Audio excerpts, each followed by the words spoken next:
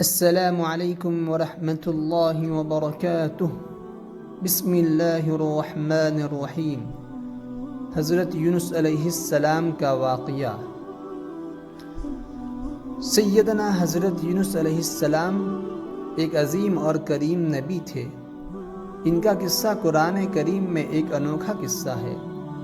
آپ کے والد کا نام متہ تھا اور آپ سیدنا ابراہیم علیہ السلام کی نسل سے تھے۔ آپ کا ایک نام جو نوح بھی ہے، یعنی مچھلی والے۔ اسی طرح آپ کو صاحب الحوت بھی کہا جاتا ہے۔ اللہ تعالیٰ نے آپ کو ان سب ناموں سے پکارا ہے۔ اللہ تعالیٰ نے حضرت یونس علیہ السلام کو نینوا بستی کی طرف رسول بنا کر بھیجا۔ نینوا بستی کی آبادی لگ بھگ 1,20,000 تھی اور یہاں کے سارے لوگ کفر پہ تھے۔ یونس علیہ السلام انہیں سال در سال دعوت دیتے رہے، لیکن وہ اپنے کفر پر ہی ڈٹے رہے۔ پھر انہوں نے سیدنا حضرت یونس علیہ السلام پر ظلم و ستم شروع کر دیا، انہیں دھمکیاں دی، مصائب و الم سے دوچار کیا۔ مطلب یہ کہ جس طرح دوسرے انبیاء کرام کے ساتھ کیا گیا، ان کے ساتھ بھی وہیں سلوک ہوا۔ آخر آپ نے اپنے قوم کو اللہ کے عذاب سے آگاہ کرتے ہوئے اعلان فرما دیا کہ فلاں دن تم پر عذاب آئے گا۔ پھر خود غصے کی حالت میں اس بستی سے نکل گئے، جبکہ اللہ تعالیٰ نے انہیں متعین دن کی مہلت دینے کی اجازت تو دی تھی، لیکن اس بستی سے نکل جانے کا حکم نہیں دیا تھا۔ جب آپ نے انہیں یہ مہلت سنائی تو خود غصے کی حالت میں بستی سے نکلے اور سمندر کی طرف چل دیے۔ انہی دنوں میں عذاب الہی کی کچھ علامات نینوا بستی پر ظاہر ہونا شروع ہو گئے۔ ایک بہت بڑا سیاہ بادل ان کی طرف بڑھنے لگا۔ اس بادل میں آگ کے شعلے دکھائی دینے لگے۔ ان لوگوں نے یہ بادل ان متعین دنوں میں سے پہلے ہی دن دیکھ لیا۔ اس کو دیکھتے ہی وہ سمجھ گئے کہ جس طرح سیدنا یونس علیہ السلام نے انہیں آگاہ کیا تھا، یہ عذاب ان پر نازل ہو کر رہے گا، اور جو عذاب سیدنا لوط علیہ السلام کی قوم پر آیا تھا وہ اس کے بارے میں بھی اچھی طرح جانتے تھے۔ وہ بستی ان کی بستی کے قریب ہی تھی، اس لیے وہ ڈر گئے۔ ان کے سردار جمع ہوئے اور کہنے لگے، جیسے تم سے پہلے لوگوں پر عذاب اترا کرتے تھے، تم پر بھی یہ نازل ہو کر رہے گا، جلدی کرو، سب جمع ہو جاؤ۔ چنانچہ انہوں نے اس بات پر اتفاق کر لیا کہ سیدنا یونس علیہ السلام نے بالکل سچ فرمایا تھا۔ اللہ کی قسم، یہ بالکل وہی عذاب ہے، تم اللہ کی عذاب سے نجات نہیں پا سکو گے۔ بستی پر عذاب کی علامات دیکھ سب پریشان ہو گئے اور ان کے سردار کہنے لگے، اس سے بچنے کی ایک ہی صورت ہے کہ تم ایمان لے آؤ اور توبہ کر دو۔ اس طرح وہ سب کے سب ایمان لے آئے، لیکن حضرت سیدنا یونس علیہ السلام وہاں موجود نہیں تھے۔ ان کی عدم موجودگی میں یہ سب کے سب یعنی 1,20,000 افراد ایمان لے آئے۔ انہوں نے پیون لگے کپڑے پہنے اور اللہ کے حضور عاجزی، انکساری اور آہوزاری شروع کر دی۔ رونے لگے، اللہ سے بخشش مانگنے لگے۔ پھر اسی حالت جار میں باہر کھلے میدان کی طرف نکل آئے۔ ان کے سردار نے سب کو الگ الگ کر دیا، یہاں تک کہ ماں اور بیٹے کو بھی جدا کر دیا۔ سب اپنی اپنی جگہ پر، یعنی ماں اپنی جگہ پر اور بیٹا اپنی جگہ پر آہوجاری کرنے لگے تاکہ ان پر رحمت نازل ہو جائے۔ یہ عذاب 3 دنوں تک ان کے سروں پر مندراتا رہا اور یہ لوگ بھی مسلسل آہوزاری کرتے رہے، اپنی عاجزی ظاہر کرتے رہے، معافیاں مانگتے رہے۔ آخرکار اللہ تعالیٰ نے ان پر رحم کرم فرما دیا اور عذاب کو ان سے پھیر دیا۔ آپ علیہ السلام غصے کی حالت میں بستی سے نکل کر سمندر کی طرف چلے آئے تھے۔ آپ ایک کشتی کی طرف آئے، اس میں سواریاں اور ساز و سامان لدا ہوا تھا۔ اللہ تعالیٰ سورہ صافات آیت 140 میں فرماتے ہیں، جب وہ بھاگ کر بڑی کشتی پر پہنچے، کشتی روانہ ہوئی، موجیں اٹھی، سمندر میں طغیانی آئی، یوں لگتا تھا کہ بس ابھی غرق ہوئے۔ کہنے لگے، بوجھ ہلکا کرو، اپنا ساز و سامان سمندر میں پھینک دو۔ چنانچہ انہوں نے اپنا ساز و سامان سمندر میں پھینک دیا۔ اس طرح کشتی کچھ ہلکی ہو گئی، لیکن ضرورت کے مطابق ہلکی نہ ہو سکی۔ اب وہ کہنے لگے، کسی کو سمندر میں گرانا ضروری ہے تاکہ کشتی مزید ہلکی ہو جائے، ورنہ یہ ڈوب جائے گی۔ جلدی کرو، قرا ڈالو جس کے نام کا کوڑا نکلتا جائے اسے سمندر میں گراتے جاؤ اور بار بار یہ عمل دہراتے جاؤ یہاں تک کہ کشتی ہلکی ہو جائے۔ چنانچہ کوڑا ڈالا گیا، سب سے پہلے سیدنا حضرت یونس علیہ السلام کا نام نکلا۔ سب کہنے لگے نہیں، یہ تو ایسے نہیں ہے، ان کے چہرے پر تو سجدوں کے نشانات ہیں، انہیں رہنے دو۔ پھر کوڑا ڈالو، پھر کوڑا ڈالا گیا، پھر انہی کا نام نکلا۔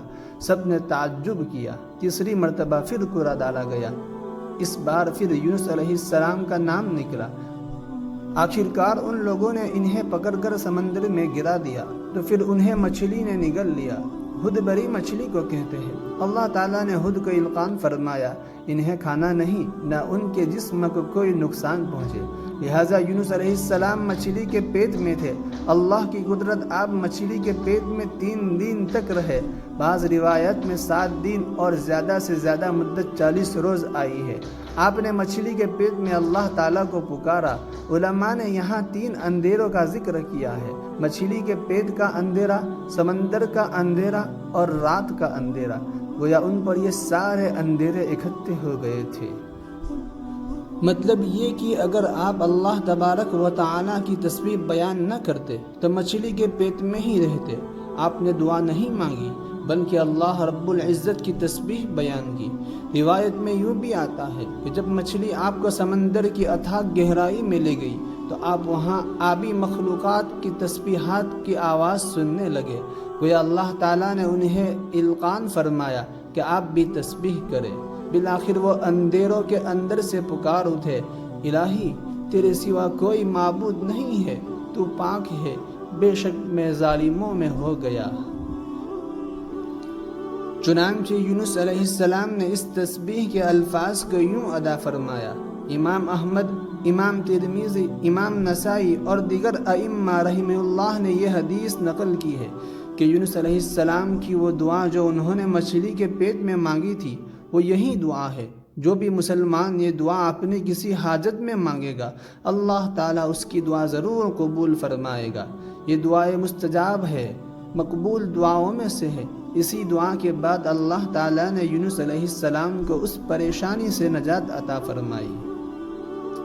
ایک صحابی نے نبی کریم صلی اللہ علیہ وسلم سے پوچھا کہ اللہ کے رسول صلی اللہ علیہ وسلم، یونس علیہ السلام نے جو دعا مچھلی کے پیٹ میں مانگی کیا وہ صرف انہی کے لیے تھی یا ان کے بعد اہل ایمان کے لیے بھی ہے؟ تو آپ نے فرمایا یہ دعا یونس علیہ السلام کے لیے خاص تھی اور سب اہل ایمان کے لیے عام ہے۔ کیا تم نے اللہ تبارک و تعالیٰ کا یہ فرمان نہیں سنا؟ اور ہم ایمان والوں کو اسی طرح بچا لیا کرتے ہیں۔ جو بھی اس دعا کو پڑھے گا اللہ اسے رنج و غم سے نجات دیں گے۔ ایک قول کے مطابق تقریباً 40 روز آپ کی سب و روز یہی دعا رہی۔ اس مدت کے ختم ہونے پر اللہ تعالیٰ نے آپ کی دعا کو قبولیت بخشی۔ مچھلی ساحل پر پہنچی، انہیں کنارے پر ڈالا اور واپس چلی گئی۔ اللہ تبارک و تعالیٰ نے کدو کے درخت کا انتخاب فرمایا کہ اس درخت کے پتے چوڑے ہوتے ہیں، ان کے سائے میں انہیں ڈھانپ دیا گیا تاکہ ہوا سے اذیت نہ پہنچے، اس لیے کہ ان کے جسم سے جلد اتر گئی تھی۔ پھر اس درخت سے اچھی خوشبو بھی آتی تھی۔ پھر کدو کی خوشبو میں ایک خصوصیات یہ تھی کہ حشرات الارض کو دور رکھتی ہے۔ اللہ تعالیٰ نے انہیں خصوصیات کی وجہ سے اس بیلدار درخت کا انتخاب فرمایا تھا تاکہ آپ ہر طرح کی تکلیف سے محفوظ رہے۔ یہ اللہ کی قدرت، سبحان اللہ۔ اسی طرح مفسرین یہ بھی کہتے ہیں کہ اللہ تعالیٰ نے ان کے پاس ایک پہاڑی بکری بھیج دی۔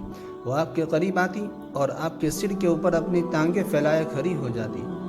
اس طرح اس کے تھن آپ کے منہ میں چلے آتے اور آپ ان سے خواہش کے مطابق دودھ پیتے۔ یہ تھا آپ کا کھانا اور پینا۔ رفتہ رفتہ آپ کی حالت بہتر ہو گئی، توانا اور تندرست ہو گئے، پھر آپ اٹھنے کے قابل ہو گئے، اور یہ سب اللہ تعالیٰ کی مہربانی سے ہوا۔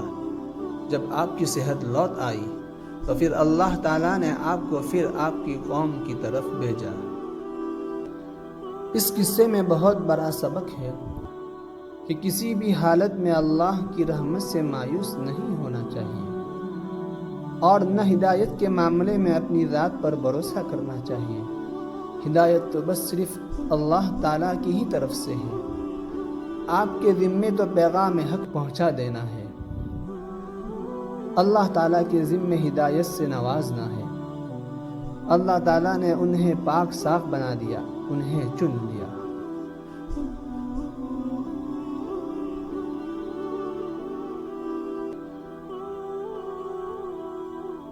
امام مسلم نے ایک حدیث روایت کی ہے کہ نبی کریم صلی اللہ علیہ وسلم نے فرمایا، تم میں سے کوئی شخص ہرگز یہ نہ کہے کہ میں یعنی محمد صلی اللہ علیہ وسلم یونس بن متار سے بہتر ہوں، یعنی یوں نہ کہے کہ میں سیدنا یونس علیہ السلام سے افضل ہوں۔ وہ اس طرح کہ وہ تو اپنی قوم کے ایمان لانے سے مایوس ہو گئے تھے اور میں مایوس نہیں ہوں، اس طرح بالکل نہ کہے، کیونکہ بالآخر اللہ تعالیٰ نے آپ کو چن لیا اور برگزیدہ بندہ بنا لیا اور صالحین میں داخل کر دیا۔